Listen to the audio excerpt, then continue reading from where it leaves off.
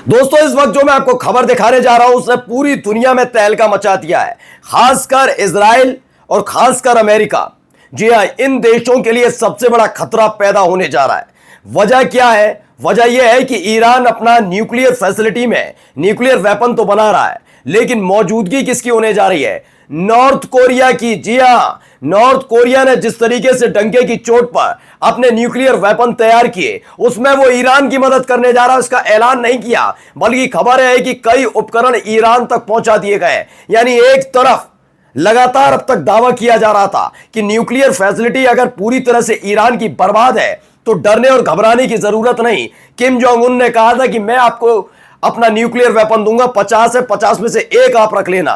तो वही दूसरी तरफ पता लगा ऐसा कुछ नहीं है, और अब किम जोंग उन का ऐलान कि हम ईरान के साथ मिलकर परमाणु बम बनाने जा रहे हैं। बहुत बड़ी खबर आज की। इसी के साथ साथ आज आपको दिखाऊंगा हिजबुल्लाह के जिन 10,000 लड़ाकों का जिक्र मैं लगातार कर रहा था, उनसे जुड़ी ताजा वीडियो आ गई है। वो इजराइल में घुस गए, किस तरह से वहां पर हमले हो रहे हैं, वो तमाम चीजें आपको दिखाऊंगा। और गजा से निकली हुई तस्वीरें भी दिखाऊंगा, क्योंकि अब ज्यादा दिन की बात नहीं है जब गजा के अंदर न केवल घुटने टेक कर सीज फायर करना होगा, बल्कि इन तमाम गतिविधियों पर माफी भी मांगनी होगी। और पता चल गया आखिरकार कहां गिरा B2 बॉम्बर अमेरिका का। नमस्कार, मैं हूं प्रज्वल गौतम और आप देख रहे हैं टाइम्स एक्सप्रेस।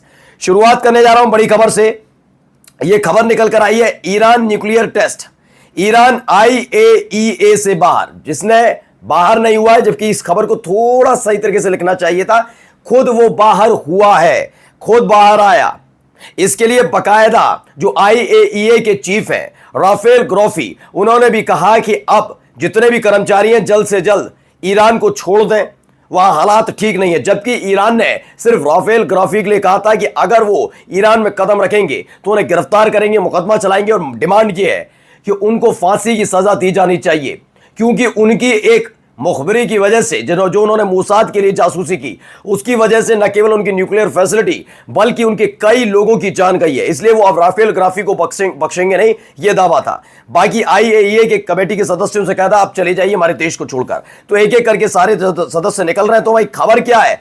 किम जोंग अब करेंगे ईरान के साथ परमाणु परीक्षण। यह बहुत बड़ी खबर है। दरअसल ईरान, जिसको लेकर आप बार बार कहते हैं कट्टरपंथी है, अपनी मनमर्जी करता है, दुनिया के लिए खतरा है, यही बात आप नॉर्थ कोरिया के लिए कहते रहे। बस नॉर्थ कोरिया में और ईरान में फर्क इतना रहा कि नॉर्थ कोरिया ने ना IAEA की सुनी, ना अमेरिका की सुनी, न किसी देश की मानी, और उसने अपने दम पर प्रतिबंध लगने के बावजूद भी उसने परमाणु परीक्षण किया, और आज परमाणु संपन्न देश है।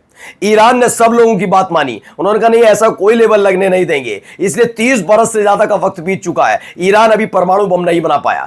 लेकिन अब अपने देश से IAEA को बाहर फेंक दिया है, और अब कह रहा है बिल्कुल नॉर्थ कोरिया की तर्ज पर हम अपना परमाणु बम बनाने जा रहे हैं, यानी किम जोंग उन को मदद करेंगे। अब देखिए, इन सब के पीछे खबर आई है, IAEA ने अपने सारे इंस्पेक्टर्स, यानी कि जो परीक्षण करने वाले लोग हैं, जांच करते हैं किसी भी न्यूक्लियर फैसिलिटी की, उनसे कहा इमीडिएटली, तुरंत ईरान को छोड़ दीजिए। उन्होंने कहा है कि आपकी सेफ्टी का कंसर्न है। जबरदस्ती राफेल ग्राफी अपनी बात को दूसरे पर थोप रहे हैं, कह रहे हैं कि सेफ्टी कंसर्न है, इसलिए सब छोड़ दीजिए। जबकि ये आदेश, ये ऐलान सिर्फ राफेल ग्राफी के लिए किया गया था। लेकिन हां, यह बात भी सच है कि IAEA के सदस्यों को छोड़ देना चाहिए, क्योंकि ईरान ने कहा अब आपकी कोई जरूरत नहीं। अब आइए कुछ तस्वीरें पहले मैं दिखा दूं, कहां है 10,000 लड़ाके, क्या कर रहे हैं। ये देखिए पहली वीडियो, ये वीडियो देखते चलिए। ये देखिए,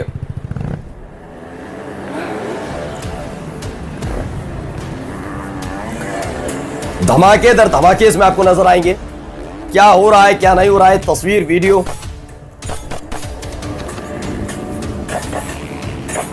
ये देख लिया।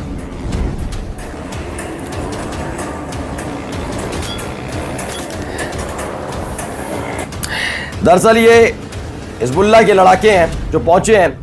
शेख जनरल नईम कासिम ने कहा, we are giving the enemy a limited amount of time and we will sweep its army from every inch of occupied Lebanon from Sheba to Ghajar by forces if it does not withdraw peacefully. उन्होंने कहा है कि एक एक inch जमीन छोड़नी होगी, वरना ऐसे ही मार गिराए जाएंगे। देखिए खबर भी आ गई, हिजबुल्लाह की रफ्तान फोर्सेज इजरायली ऑक्यूपेशन में, यानी कि इजराइल की जो जमीन है उसमें घुसे हैं लेबनान गवर्नमेंट की तरफ से, to fails to enforce the cease fire terms can not compile Israeli forces withdraw from Shebaa farms, और तो तमाम इलाके हैं जो अभी भी लेबनान के इलाके में गजा की फोर्सेस तैनात हैं, उसको पूरा करने में लेबनान की सरकार जब फेल हुई है उसके बाद अब ये कदम उठाना पड़ा है। वहां गाजा में क्या कर रहा है, गजा के अंदर जरा देखिए, ये गजा की एक तस्वीर निकली है, ये देखिए एक तस्वीर, ये पहले वीडियो, कैसे हेलीकॉप्टर से गजा में एक के बाद एक मिसाइल गिराई जा रही है। ये देखिए हेलीकॉप्टर एक के बाद एक मिसाइल वहां पर गिराई जा रही है।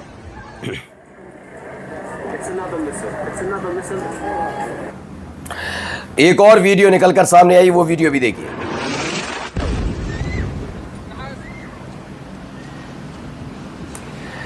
तो इस अलग अलग वीडियोस में नजर आ रहा है किस तरीके से वहां पर धमाका होता है, हालात वहां पर बिगड़े हुए हैं, अभी भी लगातार वहीं पर यही काम चल रहा है, धमाके दर धमाके वहां पर हो रहे हैं, वह अफरा तफरी का आलम। ये खबर निकल कर आई। अब आपको दिखाने जा रहा हूं एक और महत्वपूर्ण खबर है इजराइल गजा से ही। पहले एक और वीडियो देखिए आप। तो ये वीडियो भी निकल कर आई, धमाका इसको लेकर आई कि अभी इजराइल ने गजा में ऐसी जगह मिसाइल मारी है जहां आम लोग अपने टेंट्स बनाकर रहते हैं, वहां बच्चे, बूढ़े, औरतें, जवान सभी अपने नागरिक हैं जिनको इजराइल निशाना बना रहा है। आखिर कब तक ये नस्ल कुशी होती रहेगी? मानवाधिकार की बात करने वाले इस कत्लेआम पर खामोश क्यों हैं? ये सवाल लगातार पूछा जा रहा है कि आखिरकार कहां गए सारे के सारे जो आवाज उठा रहे थे कि गजा ये करता है, हमास ये करता है, ईरान ने ये कर दिया, हिजबुल्लाह ऐसा है, हूती लड़ाके वैसे हैं। अब कहां है सारे के सारे?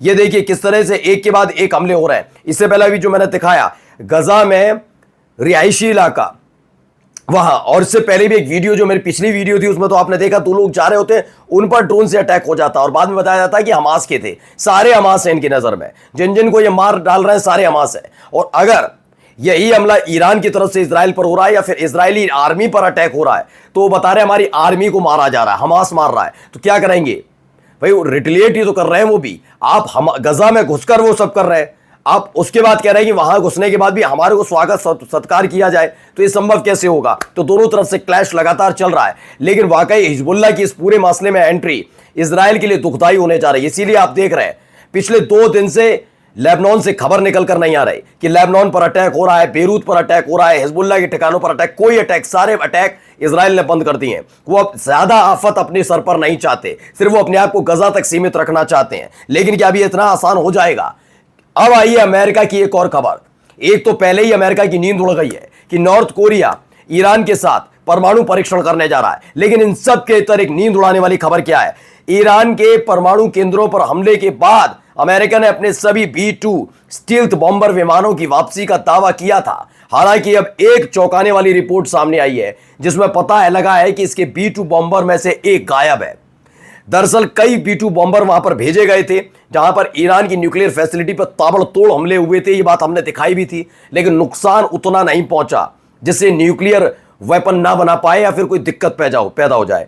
लेकिन तब दावा किया गया कि बहुत सफलतापूर्वक रहा। लेकिन आज भी अमेरिका की तरफ से, वहां की सुरक्षा प्रतिष्ठानों की तरफ से गिनती करके नहीं बताया जा रहा कि क्या B-2 बॉम्बर सारे के सारे पूरे हैं, क्योंकि एक B-2 बॉम्बर ईरान ने मार गिराया है और इसी को लेकर अमेरिका सहमा हुआ है। नमस्कार।